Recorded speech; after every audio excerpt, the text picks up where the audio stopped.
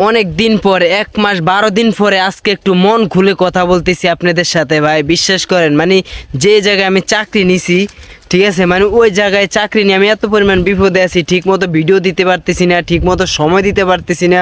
মানে কাজের এত পরিমাণ প্রেশার থাকে, মানে ঠিক মতো আমি মানে মানে কাজে করতে পারতেছি না। মানে অনলাইনে আপনাদেরকে সময় দিতে পারতেছি না, আপনাদের পেজে যাইতে পারতেছি না। আসলেই মানে একটু পরিস্থিতি খারাপ, তার জন্য মনে করেন মানে কাজটা করতেছি, ঠিক আছে।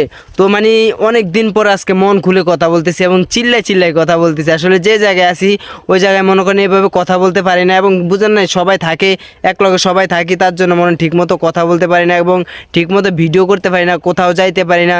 আর এমন একটা চাকরি নিয়েছি ভাই, মানে এত পরিমাণ কাজের প্রেশার। আগে তো আমার মনে করেন চাকরি করতাম বিকাল 4টার থেকে রাতের 11টা তারিখে, আর এখন বর্তমানে চাকরি করি ভাই মনে কর মানে 13-14 ঘন্টা আমার ডিউটি পড়ে। সকালে করি আবার বিকালে করি, শুধু লাঞ্চে 3-4 ঘন্টা, মানে 3 ঘন্টা ছুটি পাই।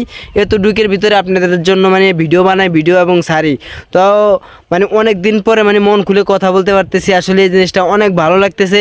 তো ইনশাল্লাহ আপনারা আমার পাশে থাকবেন, আমিও আপনাদের পাশে থাকার চেষ্টা করবো সব সময়। আর এবং কি আমি সব সময় কাজের ফাঁকেও মনে করেন মানে আপনাদের পাশে থাকি, ঠিক আছে, যতটুকু পারি একটু সময় দিই আপনাদেরকে। আসলে এই কাজ আমার আমি জীবনও ছাড়বো না, এবং কি এই কাজ আমার সব সময়, এই কাজে আমি থাকবো।